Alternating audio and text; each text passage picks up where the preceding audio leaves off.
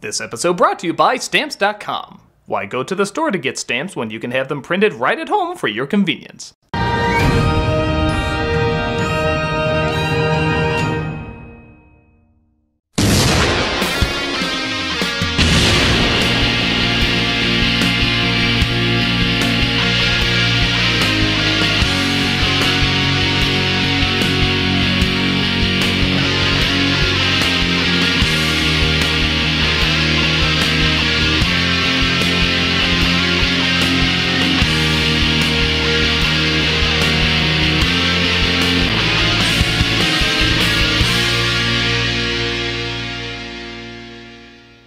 Hello, I'm the Nostalgia Critic guy, remember? So you don't have to.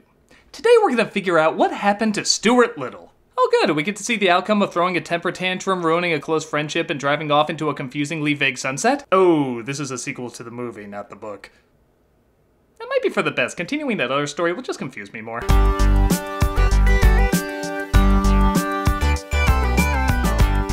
The 1999 film pulling in decent numbers, Columbia produced a sequel in 2002 with the same cast and director. Though no Shyamalan script this time, so we won't find out this was all secretly the Ratatouille universe. While nowhere near as big a hit as its predecessor, Stuart Little 2 made $170 million against a $120 million budget. Critics seem to like it more, while critics seem to like it more, so it only makes sense to take a look and see what grabbed some people and not others. This is the sequel people kinda demanded and kinda saw. This is Stuart Little 2.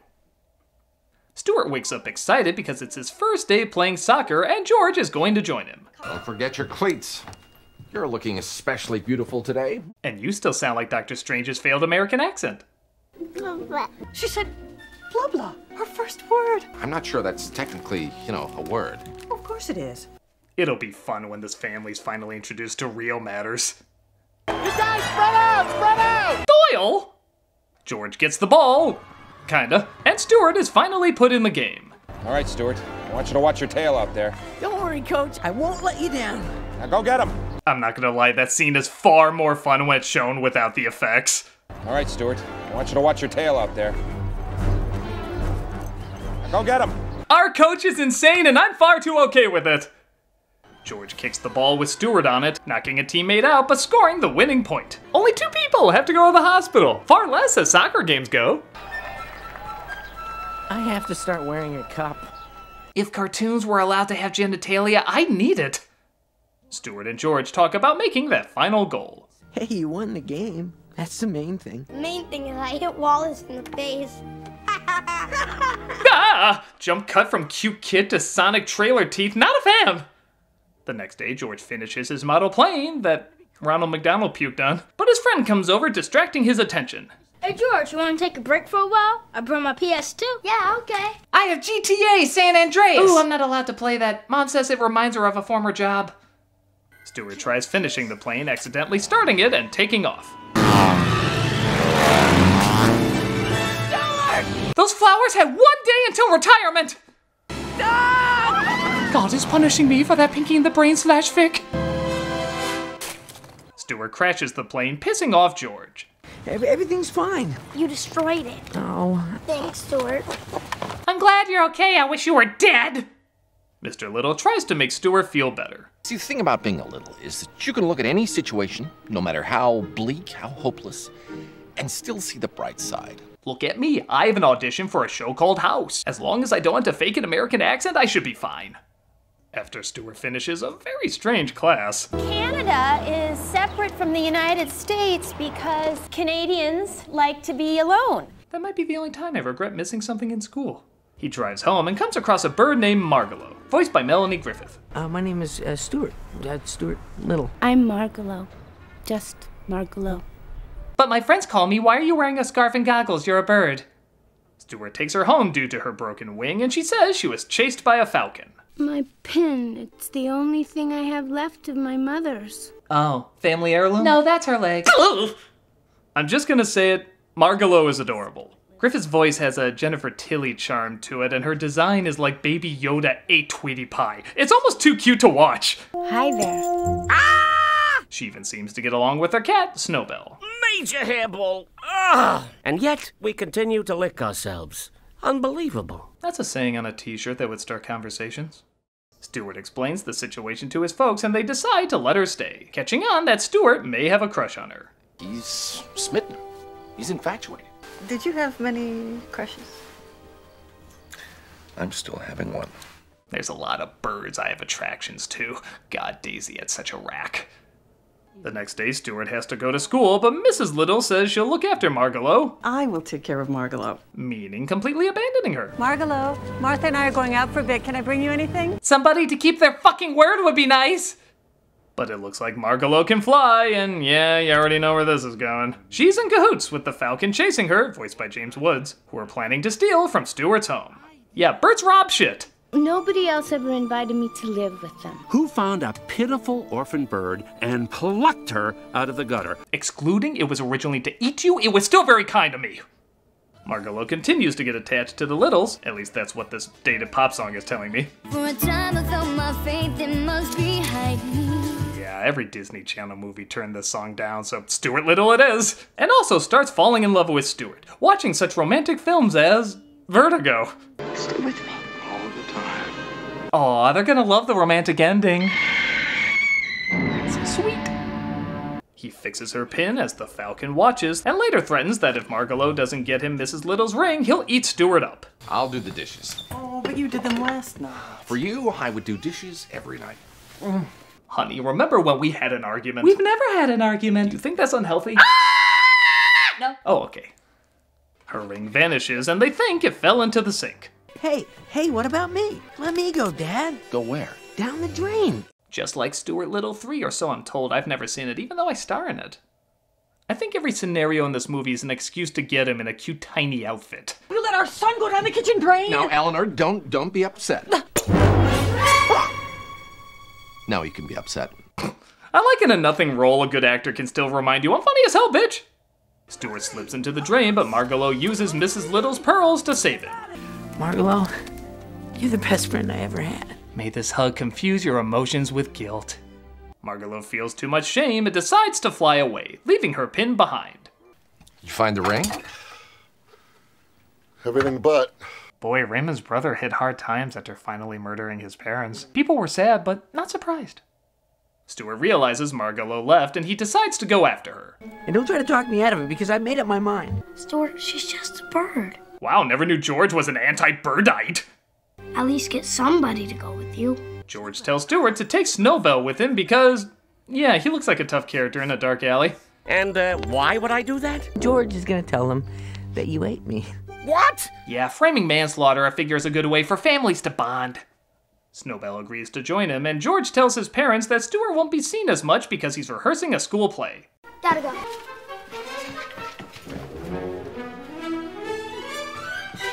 I think you scored the wrong scene there, Silvestri. That was them finishing breakfast. The juggling turtle scene is later. Stuart's car breaks down, and they decide to continue on foot. I hate to break this up, but I need to go tinky. I don't know how much they paid Nathan Lane to say, I need to go tinky, but I already know it's either too much or not enough. They come across Monty from the first film in the hopes that he might have some information on where Margolo went. What do you know about a bird called Falcon? Falcon? Oh, that's a bad guy. You don't want to fool with him. Isn't this like looking for a person named Human? It's kind of a vague name. He says Falcon lives at the top of the Pishkin building, and Stuart tries calling George to let him know he's okay. Where are you? How are you? Did you find her? Are you all right? How's Snowbell? When are you coming home? Mom and Dad are asking a lot of questions. That kid grown up can still kick my ass, right? Still a great actor. I can't wait to see him in Little Vampire 2.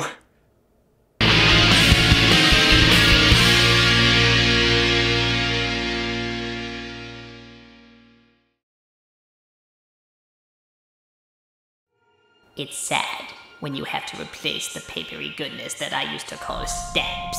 But right now it just makes more sense. But what if you need to go to the post office? What if you need postage to send out letters and packages? Don't worry, Stamps.com is here to help.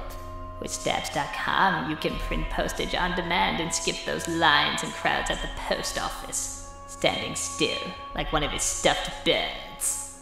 Plus, you can actually save money with discounts that you can't even get at the post office. As if that wasn't enough, Stamps.com also offers UPS services with discounts up to 62% and no UPS residential surcharges, like one of his stuffed birds. Stamps.com brings all the services the U.S. Postal Service right to your computer in the safety and comfort of your own home, office, or anywhere else you're hunkering down right now. Like a mental ward, like one of his stuffed birds. Anyway, whether you're a small business sending invoices, an online seller shipping out products, or you're just working from home and need to mail stuff, Stamps.com can handle it all with ease. Simply use your computer to print official US postage 24/7 for any letter, any package, any class of mail, anywhere you want to send. Sorry, didn't mean to raise my voice there. Once your mail is ready, just leave it for your mail carrier, schedule a free package pickup, or drop it in a mailbox. No human contact required. It's that simple. And like I said, with Stamps.com you get great discounts too. 5 cents off every first-class stamp and up to 62% off shipping rates. Stamps.com is a no-brainer. I know my brain is gone. Or maybe I just added a few more to my head. But anyway, Stamps.com is a no-brainer, like I said, especially now, saving you time and money. And right now, you can get a special offer. Would you like a special offer from me? Yes, you would. Yes, you would. It includes a 4-week free trial, plus free postage and a digital scale without any long-term commitment. Just go to Stamps.com, click on the microphone at the top of the home page and type in Nostalgia. That's Stamps.com. Click on the microphone at the top of the home page and type in Nostalgia for your special offer. And they're probably watching me. We'll let them. They'll see what kind of person I am. I'm not even gonna swat that stamp. I hope they are watching me. They'll look at her and say, why, she must use Stamps.com.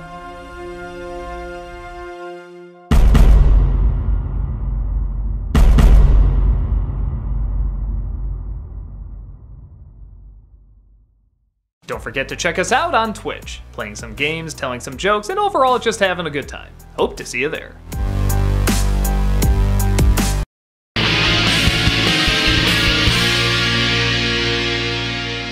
Stuart and Snowbell make it to the Pishkin building, and Stuart uses a balloon to fly to the top. All right, Falcon.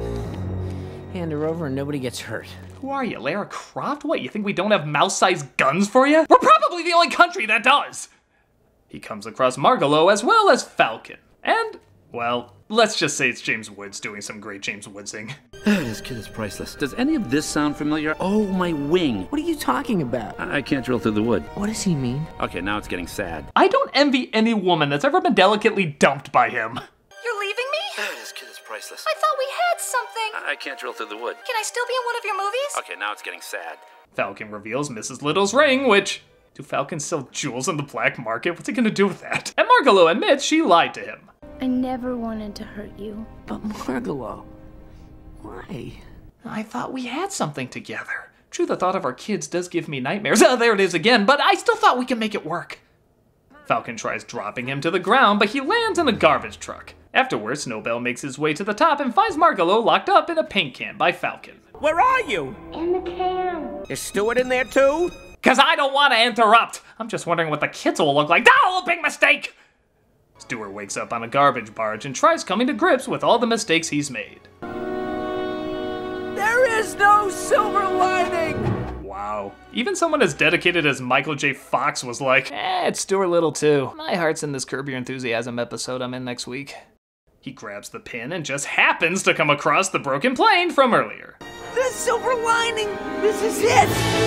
Man, it's usually 10 minutes of third act grief before the happy music plays. This must be a short movie. Yep, they want this done quick. All right, George, where is he? Stuart's parents find out he's missing and try to get George to say where he is. How would you feel? How would we all feel if anything happened to Stuart? I think something similar to if Tide Cleaner disappeared. I'd notice, but I'd be okay. He lets them know where Stuart was going, and they come across maybe my favorite joke in the whole movie. Who would do this? Tiny little vandals. I have so many questions. Who are these tiny vandals? Where do they get tiny spray cans? Do they sell model car parts the same place Falcons sell jewelry? There's a universe of possibilities and I want to know all of them. Snowbell frees Margolo, but Falcon returns, knocking him over. I'm leaving you, Falcon, forever. Oh, and what do you think you'll be without me? Free. As free as a line.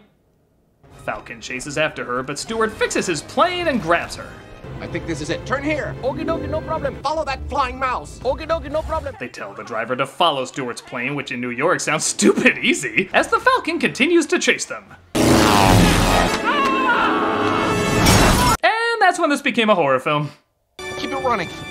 Okie dokie, no problem. That is my catchphrase. Please tell somebody I am funny. They'll make a show about anything in this decade. Falcon catches them, though, and yanks off the top of the plane. A mouse needs to know his limitations. Falcon! Punch! Plane pulls up in time, but Stuart realizes he has to face Falcon alone.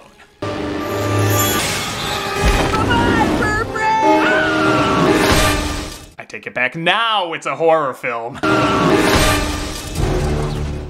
Margolo saves him from falling, and he's reunited with his family. You ran away from home. I know. And you had George lie to us? Yeah. And you bored the baby! Seriously, has she smiled once in this entire film? This belongs to you. My ring. I took it. And now she's giving it back. Well, she'll have to stand bird trial. Put her into some tiny bird cuffs. Take her to a bird penitentiary. I'm sorry, that little vandal's line really got me asking questions about this world. They return home, and Margolo admits she's always fantasized about flying south for the winter. I miss you, Stuart. I miss all of you.